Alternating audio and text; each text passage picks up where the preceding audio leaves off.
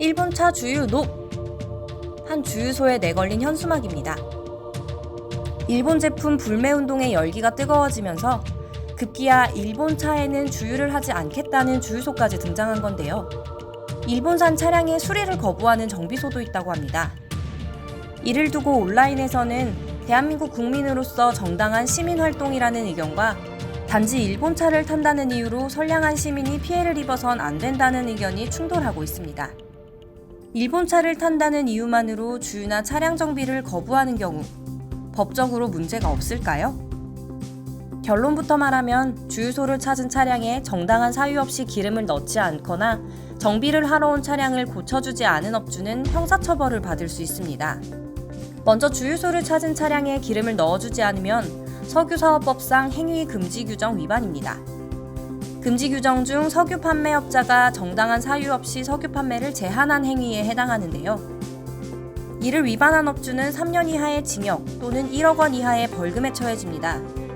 뿐만 아니라 주유소 영업정지 처분도 내려질 수 있습니다. 연료가 부족한 차에 기름을 넣어주지 않는 건 단순히 차량 운행을 어렵게 하는 정도로 끝나는 문제가 아닙니다. 주행 중 차량이 도로에서 멈춰버리면 정체를 일으킬 수 있고 최악의 경우 큰 사고로 이어질 수도 있습니다.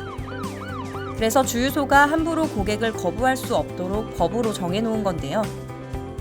물론 운전자가 취객으로 의심되는 등 정당한 사유가 있다면 법적 책임을 묻지 않습니다. 하지만 불매운동에 따른 주유 거부는 정당한 사유로 인정되긴 어려워 보입니다. 자동차 정비 거부도 마찬가지입니다. 기능에 문제가 생긴 차량을 제대로 정비하지 않을 경우 큰 사고로 이어질 수 있는데요. 이에 자동차 정비법도 자동차 관리 사업자가 정당한 사유 없이 고객의 요청을 거부할 수 없도록 강제하고 있습니다. 이를 위반할 경우 2년 이하의 징역 또는 2천만 원 이하의 벌금에 처할 수 있고 영업 취소나 정지 처분도 가능합니다. 하지만 위법성이 인정되기 위해선 실제 거부 행위가 있어야 하는데요. 단지 현수막 등으로 주유 또는 정비 거부 의지를 알린 정도를 위법이라고 할 수 있을지는 미지수입니다.